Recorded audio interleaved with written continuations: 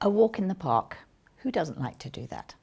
And this is a delightful range of fabrics designed by Makower that again come with a free download, and it consists of about 14 different pieces of fabric that they've designed and a coordinating panel.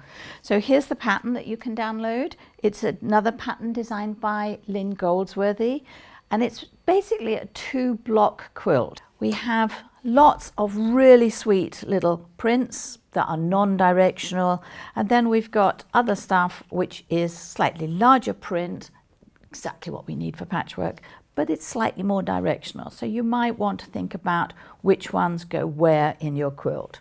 What I did was I cut all my pieces and then I auditioned the fabrics to it and decided where I wanted them, because I've put these so that they then turn the other way